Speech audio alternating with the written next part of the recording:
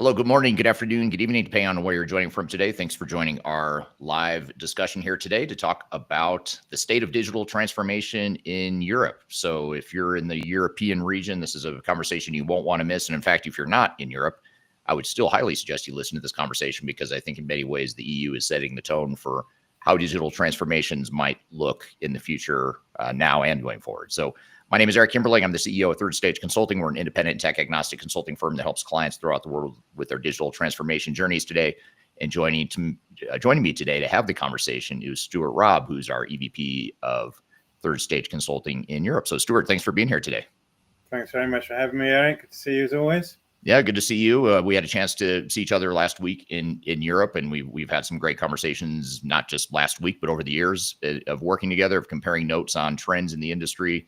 And I'm really excited to get into today's conversation. Before I jump in and start asking you questions, though, I want to say hello to our audience that's joining us here live. Thank you for being here.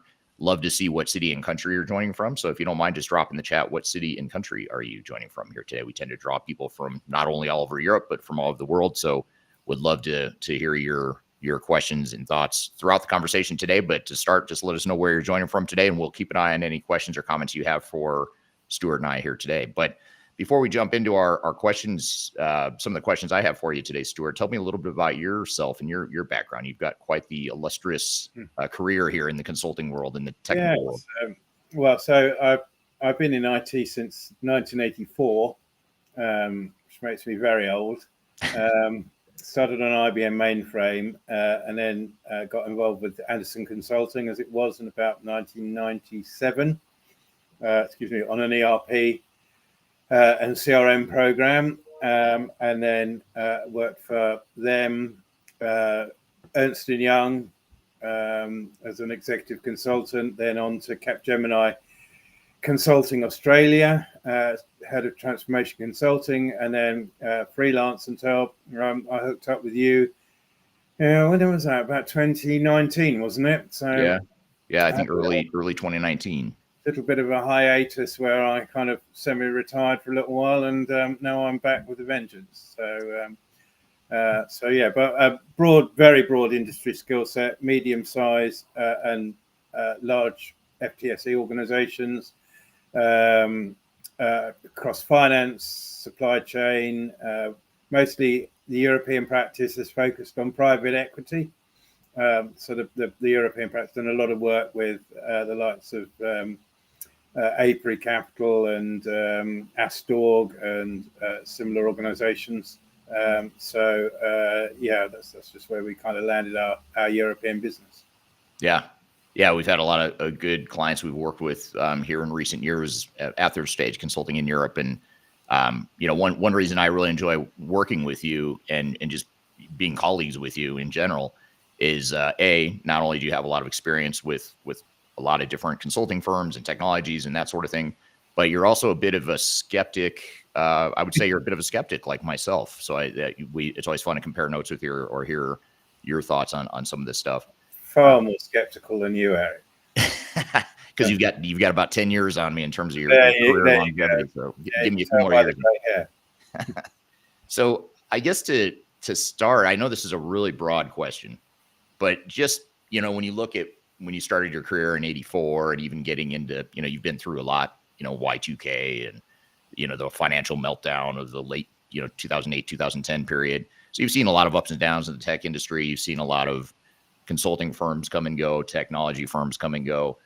So how would you, if you look back at your career and look at where we are today, how would you just describe the state of the union, so to speak, here in digital transformations, particularly in Europe and in the UK where you're based? That's a very broad question. I mean, the funny thing is that in my life, the more things change, the more they stay the same, right? Yeah. So when I started in computing, it was big centralized computers running centralized applications. And then it became everything was going to be distributed, and it was all open systems, client server, this, that, and the other.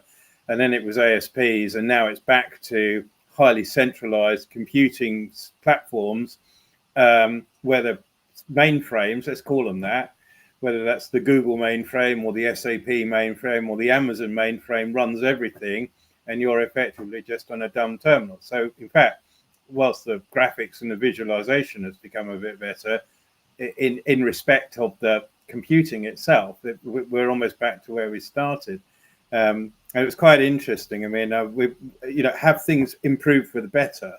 Well, I was talking to a friend of mine about their cyber incident, and in 1984, if you'd had a incident on a mainframe and it went down, and if you didn't have it back up working in 24 hours, you were going to be fired. I mean, that was it. You were sacked. Yeah, right. Because you could recover a mainframe in 24 hours, have all the applications back up and running, and be carrying on. And nowadays, it's months. I mean, we've had Jaguar Land Rover, we've had the Cooperative, we've had various other major companies in the UK all suffer cyber hits, which have taken them out for months.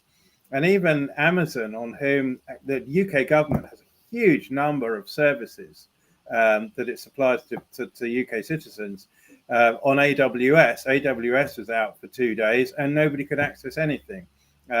So we're seeing this transition to digital ID and digital banking and CBDCs and what have you. And all that's happening is we're putting more and more reliance on technology with less and less ability to manage it properly. And that's kind of controversial. But as I said, there is an assumption that everything that happens is happening for the better. Well, we had Concorde. We were able to land on the moon. We're not able to do either of those two things today. So to say everything is better, I think is actually, this is where the skeptic in me comes in, right? Yeah, and you have to look at why are people so excited about this new model, not this relatively new, but not so new model, to your point about ASPs coming and going back in the early 2000s, which is basically a predecessor to the cloud managed service model that we have today. Yeah. But people are, in general, the industry is very excited about it. But you have to look at why are they so excited? Is it the concept itself that's so exciting, or is it the fact that is it the profit behind it? It's cost. I mean, let's call it out what it is, right? It's cheaper to get somebody else to run your computing for you than it is to provide your own net servers and infrastructure and support people and what have you. So offloading that whole problem onto a third party is cheaper, and therefore that's why would they not want to do that? Well, the reason is because as soon as you do that, you lose control of your own destiny. So it was very interesting. There was an article published in I think it was the Times last week. That was the UK government recommending all businesses have business interruption and business continuity plans that are written down on paper. And you would never have had to say that 30 or 40 years ago. That would have just been the default. Everybody would have had the disaster recovery plan and the business continuity plan and the backup tapes ready to go at a moment's notice. And now half of these organizations don't even have backup tapes. They've got such vast swathes of data that the idea of backing them up to tape overnight is ridiculous. So when they get hit with a cyber encryption attack, they're knackered. The data's encrypted. That's it. They pay up or they jog on. And it's extraordinary, in fact, how we think things have got better, and actually in some respects they've got a whole lot worse. Yeah, and I agree with you on that. I mean, it's for all the benefit of cloud and SaaS-based computing services, there certainly are benefits. Like you mentioned, costs can be lower, but the transition to the cloud for a lot of organizations is super painful, even more painful than a typical upgrade that you would have seen 10 or 20 years ago, because now you've got a bit less flexibility. You're not going to be able to customize that solution the way you could have in the past necessarily. So there's a lot of pain and hidden costs that goes along with it that a lot of people overlook or gloss over. There's a couple of aspects to that. The first is what drives business benefit, right? So if we're talking about an ERP, an accounting system, I mean, accounting systems basically haven't changed since 1970. In fact, I was talking to someone a while ago. When I started, the very first accounting system I ever used was a mainframe accounting system, which was based on a system developed by Martin Marietta Systems. The system doesn't exist, but it was a set of COBOL programs that added up and took away. And in fact, even the very early version of SAP did broadly the same thing. It was lots of mainframe files that added up and took away. And if you come to 2025, an accounting system is basically still a system that adds up and takes away. It's just got lots of fancy user interface over the top of it, but you're not going to get a lot of business benefit from doing good adding up and taking away. You can get some automation benefits, but that's about it. So I think companies that try to look for ERP in itself for business benefit are going to struggle. Where they get the business benefit is around some of the peripheral activities, such as, you know, improving their supply chain or their demand planning models or things like that, which are things that humans tend to do quite badly. You know, the modeling tools out there now can do a lot better.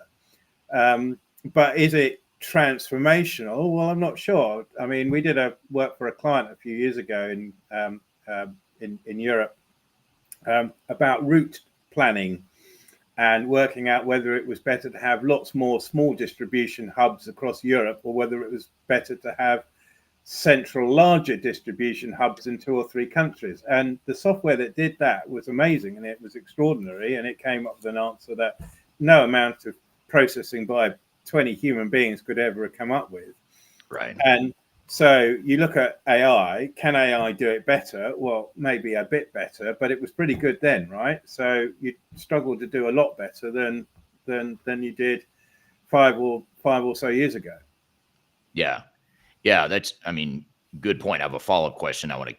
So hold that thought. I'm going to ask you a follow-up to that, but I want to turn to the audience real quick because we're getting some comments coming in here. Darian on LinkedIn says, good morning. Good morning, Darian. Abdul on YouTube says, hi, Eric. I was reading your digital transformation book. Welcome to the jungle. Really good insights shared. So thank you for that. That book just came out a few weeks ago. You can get that on Amazon. If you go to Amazon, you can get electronically, paperback, and hardcover anywhere in the world, including throughout Europe. So if wherever you live, you can get a hard copy or electronic copy. So thanks. I'm glad you enjoyed the book there. Bearwave on YouTube says, great insight. Thank you for that. Yuri on LinkedIn says, everything that happens for the better. Just question, better for who? And Jeff Bezos and Elon Musk, isn't it? Yeah, exactly. And the global elites and the WEF and all of those people. Yeah, that's the thing is whenever you and I talk, we always run the risk of getting into politics, which we have which we have many times. But without getting into politics, it does raise a question of, are we comfortable as a business and society having that much concentrated power, if you will? I mean, it really is about power and control of data. And I don't necessarily mean in a dystopian, George Orwellian sort of way. I just mean, you're ceding control of your applications, your data, your workflows, your operations. In many ways, you're ceding control to these big tech companies. And you have to ask yourself, is that a good thing long term? Or are we going to see a whiplash where things come back and the pendulum settles somewhere in a more balanced way? I don't know. I don't know. I mean, power has always been consolidated in the center, right? I mean, you look at JP Morgan, that he didn't come from nowhere, neither did Rothschild. And so, you always find in every era there's a concentration of power, even if you go back to like 1050 when William the Conqueror was plotting his invasion of England. There was a concentration of power. So I don't think just because we're 2,000 years further on, we're necessarily that much more insightful. And I think the same is true of any modern tech. You're always going to get somebody who's able to exploit that and build a business out of it, and that business will become dominant for a while. But we're going to talk about SAP later. You take IBM as an example. In 1983, you couldn't buy a computer that wasn't IBM for the most part. There were a couple of OEM manufacturers. There was Digital and one or two other, what we call sort of tier twos. But nobody could conceive of anything other than buying IBM. And there was a great conversation we had last week about, you never got sacked for buying IBM until all of a sudden you did, because IBM was ridiculously overpriced and could be done with other technologies. And then all of a sudden IBM are no longer the dominant player.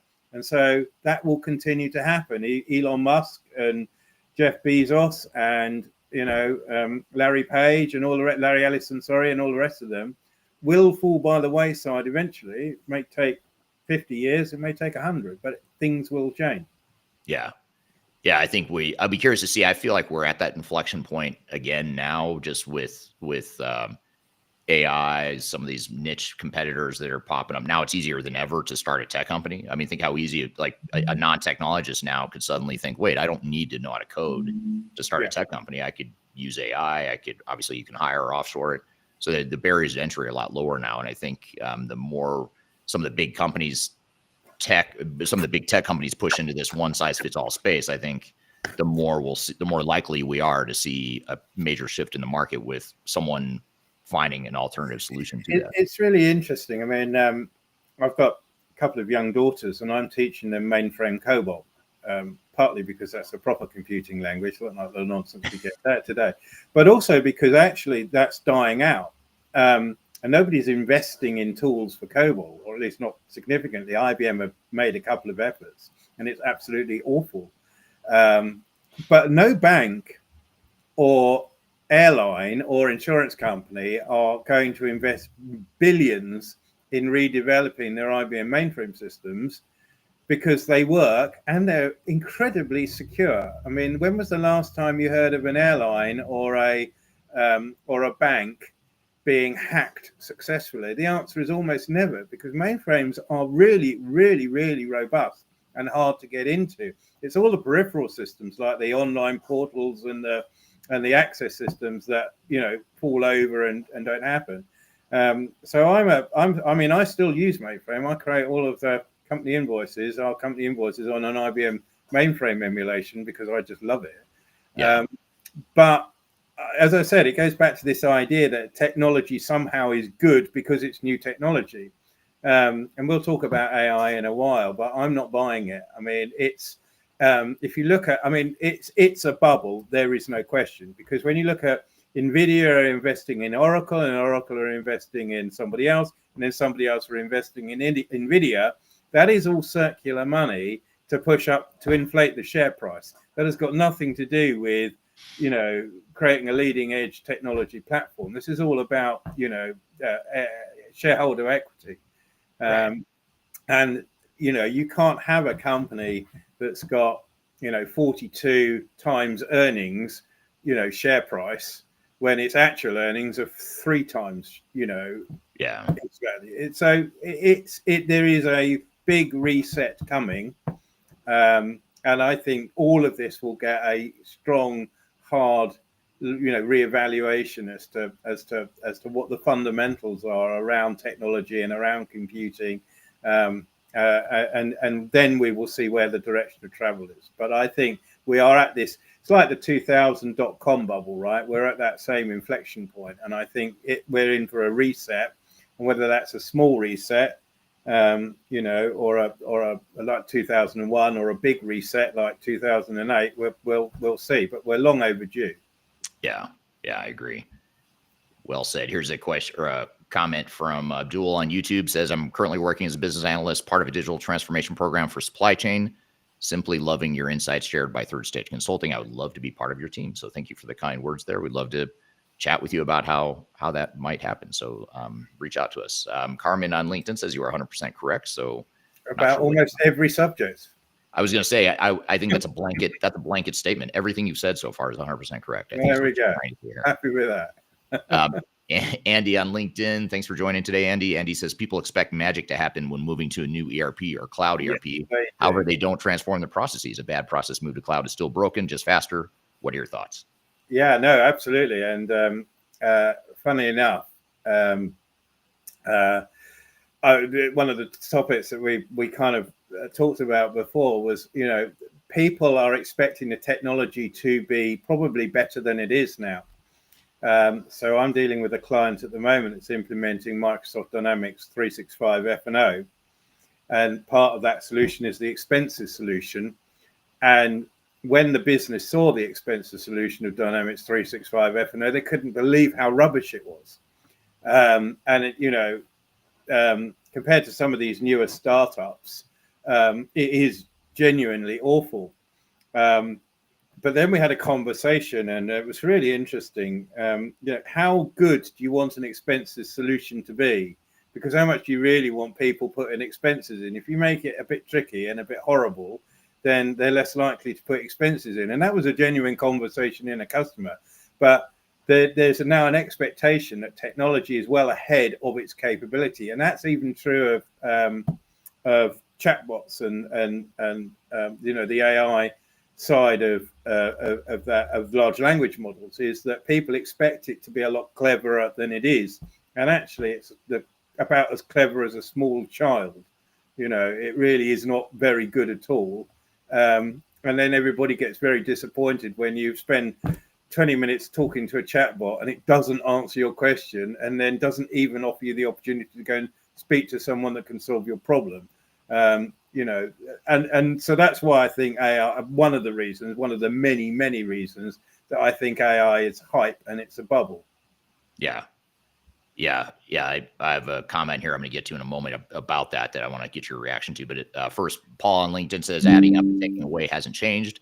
Great point. We just pay more for the same benefit and features we don't necessarily need in ERP systems. Well, and more interestingly, we don't want to pay more for it, which is why SAP are in such a lot of trouble at the moment, because they want people to be on their spangly new, very expensive HANA system. And anyone who's got £1 billion worth of investment in ECC6 doesn't want to spend any money with SAP migrating, because what do they get for it? They get Fiori apps and they get the promise of AI that doesn't actually do anything for them. And they go, no, thanks. We'll stay with what we are. And that's why SAP kept kicking the support date down the road. Since 2017, I think they've kicked it down the road at least 4 times. And now that they've put a hard end date, that's creating its own reaction in the marketplace, which is not going down very well. So, it's a point well made. The risk and the cost of changing has to be outweighed by very, very, very clear benefits. And if there aren't very, very clear benefits, customers are going to resist. And the larger and more complex the customer, the more likely they are to resist, which is why all of the really, really big UK and European firms are just not moving. Yeah, it's less than half, I believe, worldwide, and I presume it's similar in the EU and UK as well. Yeah, I mean, usually the reason for transferring up is because there's some critical business event, like a divestment or something like that, that's creating a business change off the back of which the company has no choice. But if it's a static choice of, we're on ECC6 for our pharma business and SAP want us to move to HANA, the answer is no. And that's right across the board, particularly in the larger organizations that have much more clout. And we have this antitrust thing now about SAP maintenance. And because SAP have now made it a properly hard deadline, the rumor has it that the very, very big firms have been lobbying the EU to take out an antitrust action against SAP as a lever to get SAP to push the support date for ECC6 out indefinitely. And they're saying by this antitrust, well, if you won't support it indefinitely, then we need organizations who will. Now, that's a real danger for SAP, because their maintenance revenue keeps their ongoing operations going, but they're just not getting the revenue that they need from new footprints or enhancements and upgrades to HANA. So SAP are in this really difficult position. And when we talked a little bit earlier about that problem that IBM had, that they were so big and monolithic and slow that they just couldn't keep up with the migration away from mainframes, well, SAP, I think, are heading very much towards the same position. And therefore, their business model is highly imperiled at the moment. And it will be fascinating to see what happens, because you've got all these very large corporations paying very large sums of money in annual support to SAP, but SAP are stuck in this rut of not being able to grow their revenue base through new clients. Yeah. And there was another company for whom that applied, which was Computer Associates, CA. They used to be the second largest software company in the world, but once the mainframes disappeared, they fell by the wayside. Similarly with Micro Focus, although for slightly different reasons. So these large software firms do disappear. They get subsumed and absorbed, and the rump of which, continues to support clients. As I said, I think SAP will continue in its current guise almost indefinitely, but whether or not it will be, with everybody happy on their new SAP S6 HANA platform or S7 HANA platform, I'm quite skeptical. Yeah, I am too. And we just see too many pissed off clients throughout Europe and other parts of the world, that customers of SAP, people that are saying, we don't want to do it. And the ones that are doing it, a lot of them are saying we're doing it because we have to. And, of course, the question we ask is, but do you? Why? Why do you think you have to? Of course, SAP is going to try and convince you have to, but that's not necessarily true. Well, the other problem as well is that SAP's terms for HANA, their general terms and conditions for cloud services, section 9.1.1-B, is massively more egregious than terms that clients will already be on. So that particular section in UK law says that a company has unlimited liability for license true-ups. And SAP, again, partly in order to prop up their revenues, have been extraordinarily aggressive with their licensing true-ups, to the extent that Diageo, the drinks company, got fined £57 million through litigation by SAP for licensing where they gave access to SAP data via Salesforce. And they bought an integration license, and SAP argued successfully in court that every end user should have a license to access that data. And that cost Diageo millions. And so you can see the behavior that SAP is doing to shore up its business, but also by tightening and making more egregious its licensing terms, it's actually turning customers away. I had a customer very recently who were on the verge of getting SAP because it was an easier migration, looking at the license terms going, actually, do you know what? No, we're going to go a different way because we cannot sign our business up to something that is a material risk that we would have to report in the annual accounts.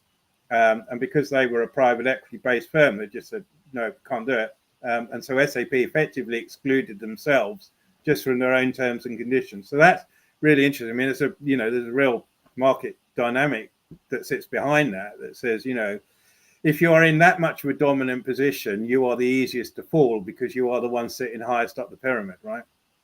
Yeah, that makes total sense. And I want to come back to this EU investigation, I guess you'd call it, into potential antitrust behavior by SAP, because this is a really big deal. And we actually covered this in our last week's podcast. Yeah.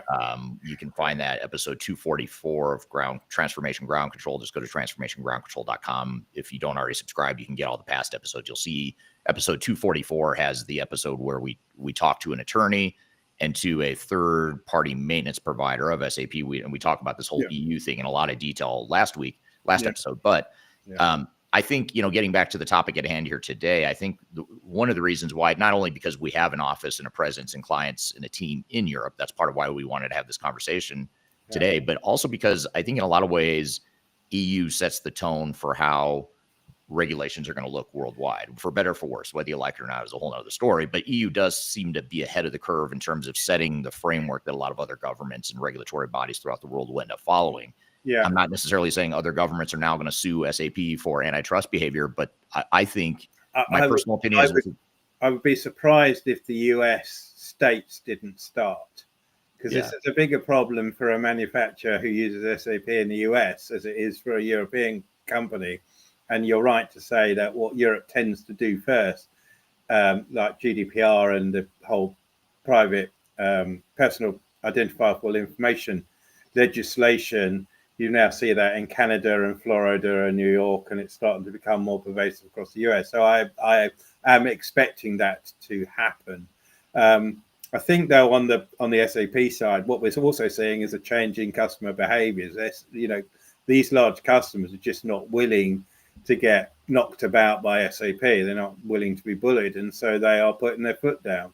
And they're just not playing SAP's game, and that's a real problem for SAP.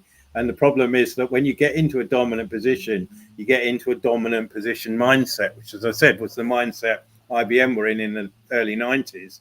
And the executives, it becomes a bad marriage. It's incredibly difficult to shift that mindset to be more agile and to be more customer centric and yada yada yada, which is never really been SAP's strong point, but absolutely is not SAP's strong point recently in the last 5 years.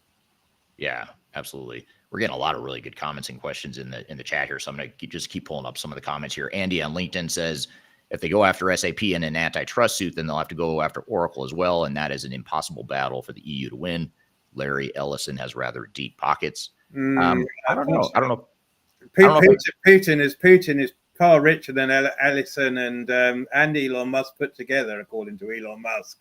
So I think the EU's got a few quid if it wants. I don't think this is a question of pockets. I think this is a question of regulation. But the truth is that the difference between SAP and Oracle is that Oracle are not crowding out their customer base and pushing them and punching them to do something they don't want to do. I agree. I was just going to say as soon as Oracle start that behavior, then you'll see an equivalent backlash. I'm quite certain. Yeah, I think you'd be more likely to see it with like Microsoft, maybe partly because the EU's already had successful cases against Microsoft in the past for consumer-facing technology, and that's the thing we talked about last week. By the way, is if we were in a consumer-facing space, this ERP space that we're in right now, the digital transformation space, this would have been regulated long ago. But we're still in the wild, wild west. Tech companies can do whatever they want, and they can get away with it. But now all of a sudden the EU saying, well, maybe not. Maybe you're not going to get away with it. And I actually think it's a good thing because I think it'll force not just SAP, but other big tech providers to look at what they're doing. And see. I mean, I looked up in Europe recently how many big cases there have been against Microsoft for things like true-ups and, breach of license terms. And do you know how many I found? How many? None. Yeah. So there's a real psychological difference. But now I think Microsoft realize they're missing a trick because they are starting to do true-ups now. But Microsoft are a far easier company to deal with in that respect. I mean, I have a little saying that SAP terms and conditions are unreasonable and Microsoft's are unfathomable and Oracle's are both. And out of all of the three legal departments that I deal with, by far and away the worst to deal with is Oracle, actually.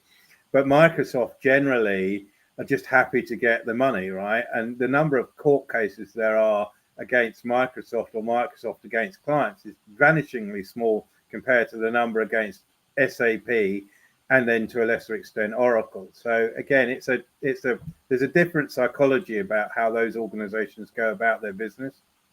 Yeah, absolutely. I think SAP is sort of taking it to the extreme, and others are starting to follow some of their plays and their playbooks. But I think SAP, and it's also the big behemoth. They're the easiest one to pick on if you're a regulator because they're so big, and so I can see why SAP is the target here. Well, and SAP's in Europe, right? It's headquartered in Germany. So if you're in Europe, that's an easy target because they're right in your back pocket jurisdiction, aren't they?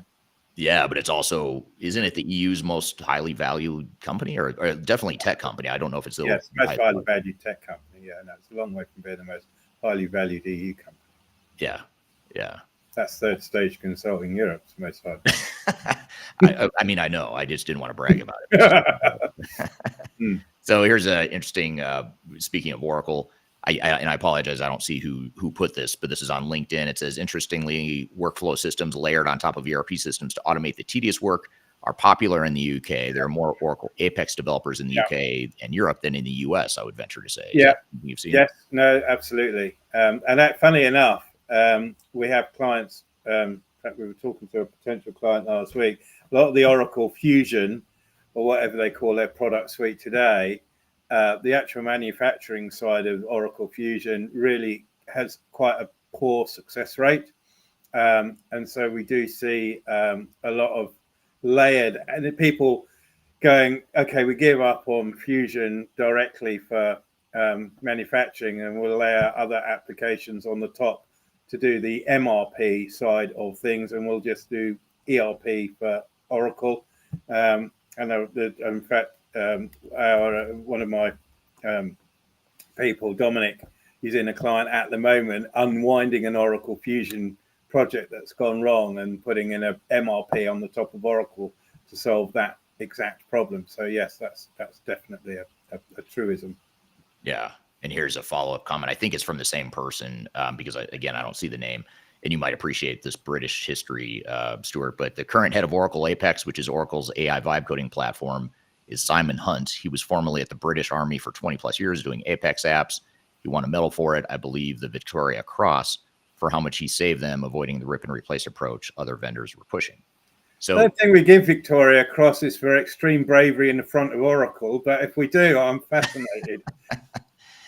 I don't know, what is the Victoria Cross model for those of us that are not? The Victoria Cross is something we give for extreme bravery and things like World War One, when you go over the top and try and run straight towards the enemy without being fearful. Yeah, he might have. I mean, he might have got a medal for conspicuous bravery, I'm sure, but I'm not certain it was for going in front of Oracle and using their Apex apps. I think unless his life was at risk, which I wouldn't be surprised if someone's life was at risk for. Because sometimes I wonder, like, is SAP going to send out some henchmen after me or something? Because I always talk about how SAP does things I don't like, but yeah, well, yeah. So I've got to poke the bear a little bit here, Stuart, because the good thing about knowing you so well for so long is I know what some of your triggers are, and I'm going to trigger you here. And this is not it. Oh shoot, there's so many really good questions that now I lost it. Oh, here it is. So this is from another LinkedIn person that I don't see the name. It says, have companies in the UK and Europe genuinely integrated AI into their ERP systems, or is it still more experimental? No. I mean, surely AI is going to solve all this, right? I mean, no. So I follow AI very closely, and I have been doing for a number of years. And it's quite interesting. There's a very, very good YouTube scientist, Sabine. Her name begins with H. I can't remember the name. When I find it, I'll put it up. But she takes all the latest scientific and tech announcements, and she really drills into them and really pulls them apart from a very, very, very, very technical perspective. So she gets right into the weeds on quantum computing and whether it really works, and starts talking about Schrodinger's cat and stuff like that. Very interesting. But one of the interesting ones that she came up with recently is that some research has recently been published that says AI LLMs can never be genuinely intelligent because they can never be beyond language models, and where the way that human brains reason is not purely based on language. It's based on a whole variety of other inputs and processes, and we see this in chatbots. Okay, and let's just say AI for what it is, right? We had big data, and big data promised everything. Okay, that was going to solve our world. And then when that kind of ran out of steam, we needed something else to sell. So then we leapt in and we went, I know, let's sell AI. And we did that before. We did that with CRM, and we did it before with open systems, and we did it before with distributed computing. And we've done it over and over and over again. So let's just call it out for what it is. This is the big tech firms churning the base to take some more money out of the private equity market. That's what's going on here, right? And so PE people will become very rich, and one or two of these tech companies like NVIDIA will become very, very rich. And then in 20 years' time, they'll have disappeared, or 30 years' time, they'll have disappeared. We'll never hear from them again. So that's my rant over. So answering the question now, there are some very, very interesting things that AI can do in the consumer space. So if I want to see Captain Picard on Star Trek dressed in a communist commissar's uniform and being in charge of the USSR Enterprise, and it's a video and it looks amazing, then that AI is brilliant at that. Now, what use that is, I'm not quite sure, but in terms of developing deepfakes and all of that, it's amazing. When you get to chatbots, it's absolutely useless, because as soon as you need to do anything complicated, like change your phone number on Amazon, or today I was trying to get my no claims bonus out of an insurance company for my car, complete failure, absolutely, totally, utterly useless. Whenever I see the word virtual assistant, my heart sinks, because I know I'm going to waste 20 minutes of my life before I get to speak to someone that can actually do what I want in 5 seconds. Why? Because large language models do not reason. They merely take language and predict what the next thing is going to be said. So if I say, I'd like to order, and you have to predict the next words, if I'm in a restaurant, it could be, I'd like to order food, or I'd like to order drinks, or I'd like to order fish, or I'd like to order you outside and go away, please. Yeah. And it's all a ranking. It's more likely if you're in a fish restaurant that you'd say, I want to order fish, than it is you'd say, I'd like to order you to go outside. Okay. But that's all it's doing. It's predicting language. It's not actually reasoning. It's not actually understanding that, fish is only on Friday. It doesn't have that contextual understanding. And that's why quite a lot of AI, when you ask it a question, whether it's Copilot or Gawk or all these other ones, get the answer wrong. Not because they've got the answer wrong, it's because they've learned the answer from the internet that has, according to Jeremy Clarkson, 11 billion facts, of which 20 billion are all wrong, and that's where it's got its information from. So, of course, it's going to be wrong. And we see this over and over again. There was a case of a guy who asked for a medical treatment for something, and the AI told him it was sodium carbonate, not sodium chloride, or something like that, because that was what its model had learned. The fact that whatever this was, it wasn't sodium carbonate, but it was something similar, was toxic, was the AI had no idea.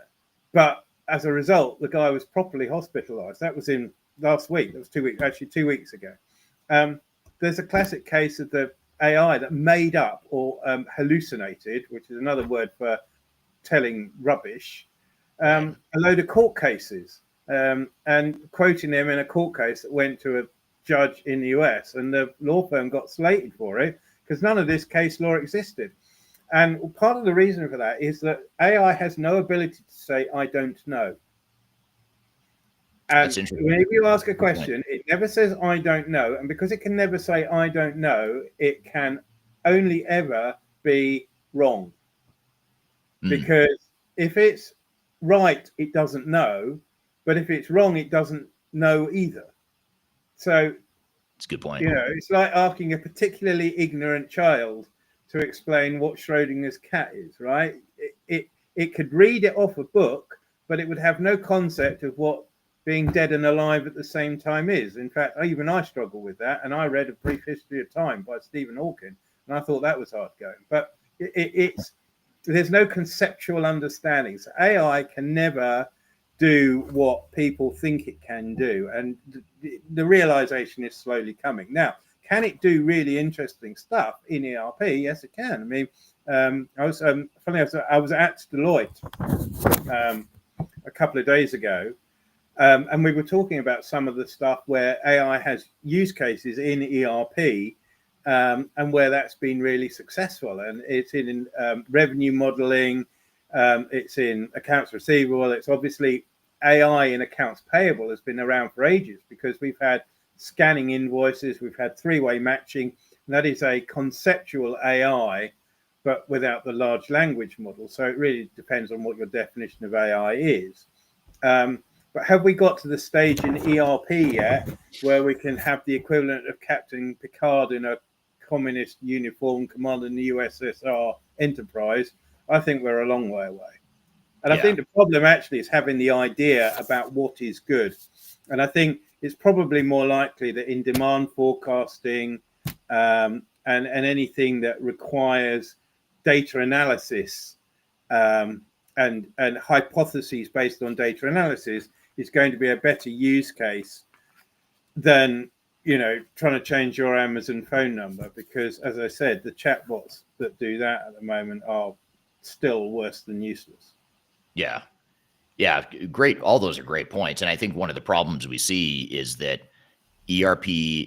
cloud ERP and AI are delivering a sort of 1-2 punch to the market in terms of, if I'm an organization that wants to leverage AI, I'm being told by the industry that in order to get all this magic of AI, even though it's not magical to your point, but I'm being sold this bill of goods of AI being a magical tool that'll solve all my problems. And by the way, the only way you can get AI is if you move all your applications to our newest cloud solution, like S/4HANA or D365 or whatever. There's a great scene in The Wolf of Wall Street where Leonardo DiCaprio is in the restaurant with Matthew McConaughey. And Matthew McConaughey is going, it's a fugazi. It's a way of taking money out of the client's pocket and putting it in your pocket. It doesn't exist. And that's what AI is at the moment. It's a way of getting money out of private equity and money out of clients for stuff that doesn't exist, or at least doesn't provide significant amounts of business value. So if you're going to do anything with AI, be really, really, really clear how, you start with a business problem that AI really clearly solves for this amount of money. And if you've got that value chain really well defined, well, then maybe it's worth a punt. But at the moment, I wouldn't invest 20 quid in it. I just think it's valueless. Yeah, definitely not long term. Plus, you don't know how many, to your point earlier, you don't know how many of these AI providers are going to be around in 5, 10, 20 years from now. Yeah, and the ones that are good will emerge. Yeah. It's like, is it likely that I will be the next Amazon because I bet on an AI firm at the moment? Well, possibly, but I haven't seen any examples of anything where investing in that technology is the next big thing. It's all a bit promising and it's all a bit interesting, but it's not knocking my socks off in terms of revolution. I mean, even when Amazon started, nobody could ever have predicted that a small bookseller with a rather nifty app would turn out to run virtually half the world's, infrastructure applications and digital ID and all the rest of it. I mean, that's just like was completely not predicted. So, Yeah, good. Very true. Speaking of the future and predictions, what do you see as the future for tier 1 consulting firms? I'm a lot less skeptical than most. There's a few things happening at the moment, right?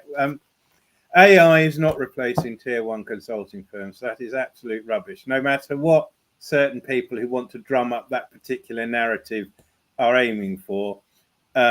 That's not what I deal with. The tier 1s a lot. I was Deloitte a few days ago. I was with Accenture last week, and there is a definite slowdown in consulting firms recruiting out of universities, and that's got nothing to do with AI producing brilliant test strategies. It's complete noise. It's because consulting is going through its usual cycle of boom and bust, and it's going through a slow growth cycle, and so it's not recruiting, and it's also laying a lot of people off. It's done that 20 times before. It'll do it 20 times again.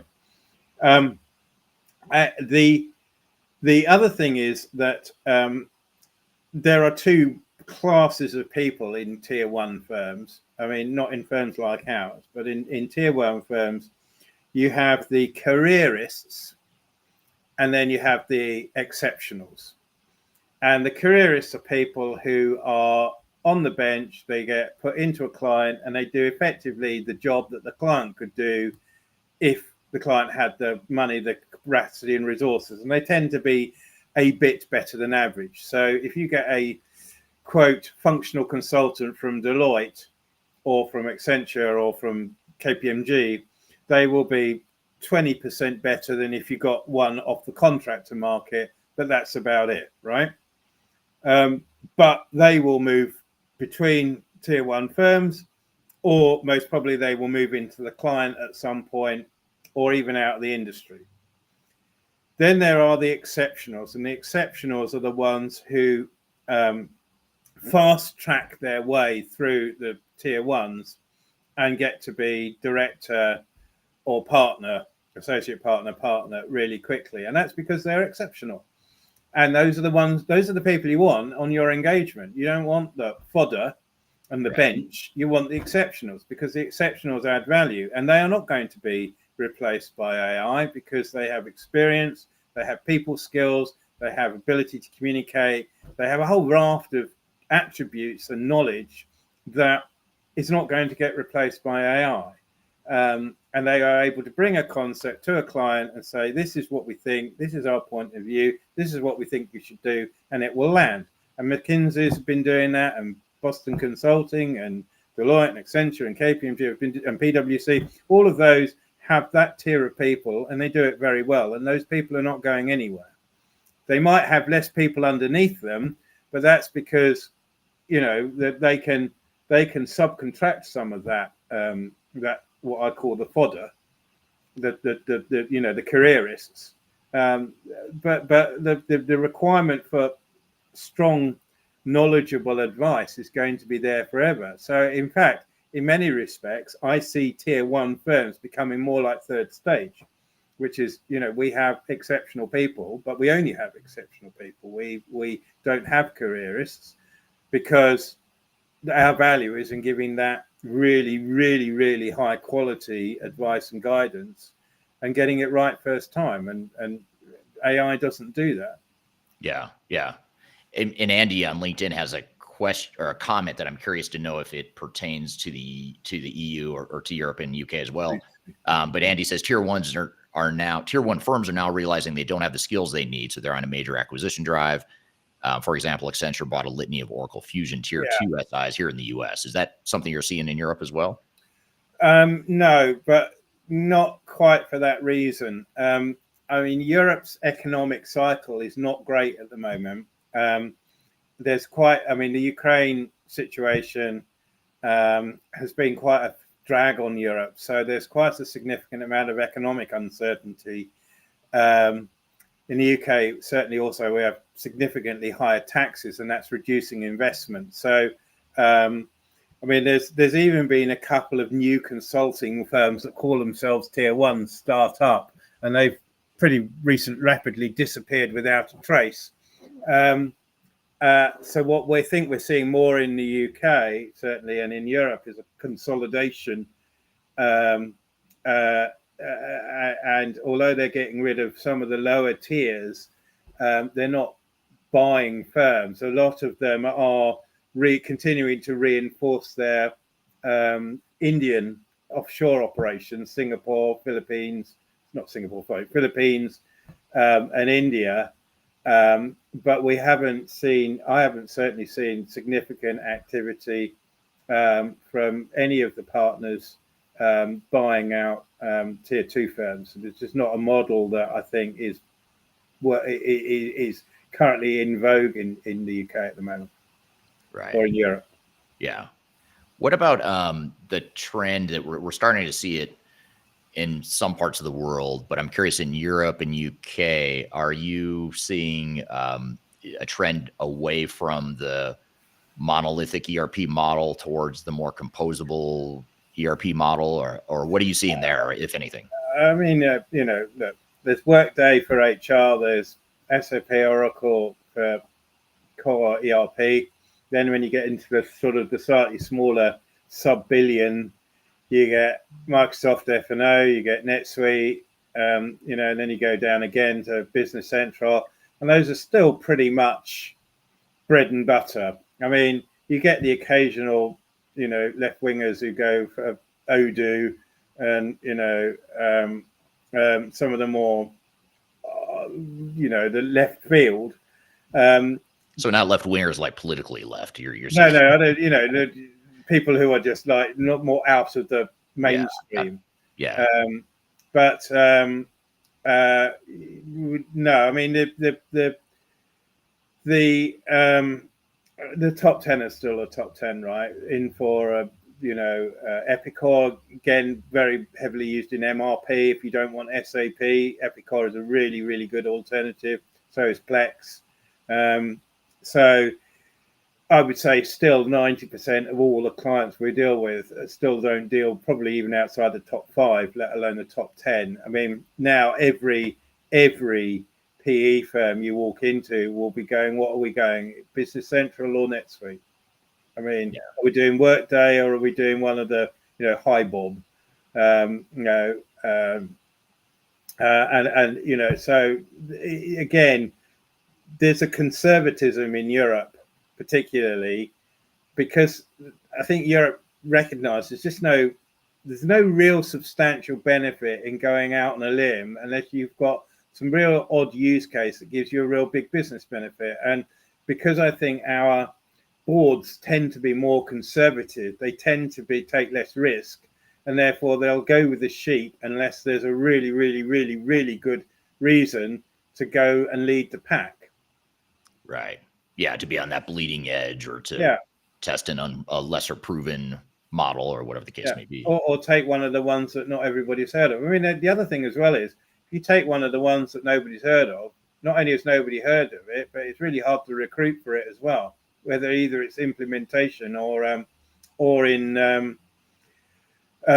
actually operating it. If you need an AP consultant in 𝗦𝘁𝘂𝗿𝘁, which is a Finnish ERP, well, you can go to Finland, and then that's about it. That's about the only country that knows how to use it. So you're stuck. Yeah. I had not heard of that system. So that. Well, there's over 1,000 ERPs. I mean, if you actually count them up, there's thousands of them. But you've only heard of 10. Right. There's a reason for that in many cases. There's a reason for that. Of course there is. Yeah. I mean, I actually met somebody a few years ago who wanted me to invest in his ERP. And it was a ERP specializing in hat makers.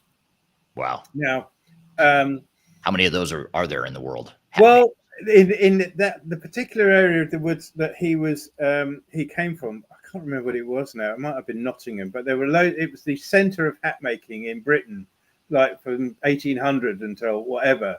And he'd written this ERP especially for hats, and thought it was a great thing to go and sell. And I'm like, yeah, but who am I selling it to outside of this tiny area of Britain? I mean, it doesn't even support multi-language, so I can't even sell it to France. So it's there are lots and lots of ERPs, but as I go back to what I said earlier, most of an ERP system is adding up and taking away.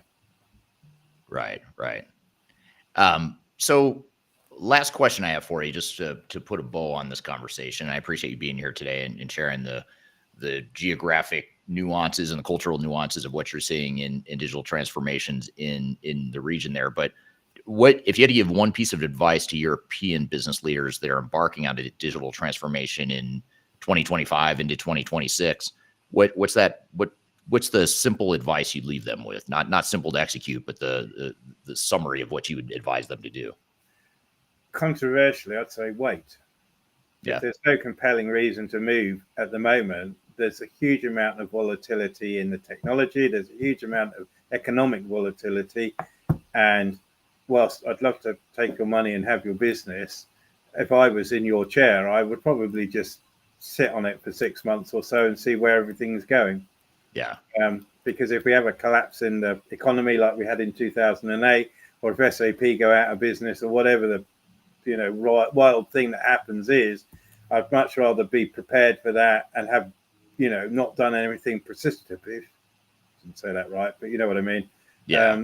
Rather than embark on something now and then realize in 6 months' time that I've just finished the company that I'm running because I've invested in something that's going nowhere. Yeah, and there's nothing wrong with that. I mean, I think if you talk to an industry analyst or a lot of the different technologists in the space, they'll tell you that's just, you're going to get left behind. You're going to build up your technical debt. You're going to, they'll use all these buzzwords to make you feel inferior. Yeah, and yet you look at GlaxoSmithKline and they're running on SAP. They think parts of GlaxoSmithKline are running an ECC5 and they're still running very happily. Thank you very much. Yeah, it's fascinating to me how much people love some of these legacy systems, like ECC in particular. I think that's, in some ways, these tech companies, their success has led to problems they're having now. In that ECC is a pretty good system. I mean, I think It's a a lot of very good system. I mean, why change it? What possible reason have I got for changing it when everyone that works in my company knows how to use it? It works faultlessly, or as close to faultlessly as required, and I'm not changing my business significantly enough to warrant the change. yeah. Especially not if I'm a multinational pharma company. Why would I take the risk? Well, especially if you've customized the software, Um, you've built up all this IP. But really, yeah, that's your intellectual property. You've built it in the yeah, system, and now the tech companies are trying to get you to yeah, throw that out the window and yeah, say, "Forget that. We've got best practices. We know better than you how your business should run." I think that's one of the big yeah. challenges. Well, I'm not buying, and I don't think that's why many of the CEOs are not buying either. And I think that's why we've got an EU antitrust thing going on. Yeah, yeah, absolutely. That's a good point. And I think if you do wait, waiting doesn't necessarily mean do nothing. I mean, there's so much Yeah, you can do with your current environment. You could look at how you could optimize and get more value out of it. You could stabilize it. You could, process improvement, cost yeah, optimization, revenue enhancement. Go back to basics. Stop looking at the tech. Look at your business. yeah, yeah, exactly. Yeah, it's too easy to get lost in the technology the way things are going right now. But well, I want to thank you for being here today, Stuart. Great Great to be conversation here. as always, and thank you to the audience for the great questions. You'll see this interview polished up and edited. We'll have additional content to it. It'll become part of an official Transformation Ground Control podcast episode that gets released next week. So be sure to stick around or keep an eye out for that. In the meantime, if you go to transformationgroundcontrol.com, you can see all the past episodes of the show that you may have missed. And just as importantly, if not more importantly, if you're in Europe or anywhere else in the world, but particularly if you're in Europe and you'd like to learn more about how Third Stage Consulting can help with your digital strategy and the execution of those strategies, feel free to reach out to either Stuart or I, and we're happy to help discuss how our team on the ground in Europe might be able to help. So feel free to reach out. We have offices throughout the world. We're obviously based in the U.S., office in EMEA. We also have office in Asia Pacific as well. So wherever in the world you are, feel free to reach out. We're happy to help. So hope you have a great day, great week, and we look forward to seeing you next week, same time, same place. And have a great week in the meantime. Take care.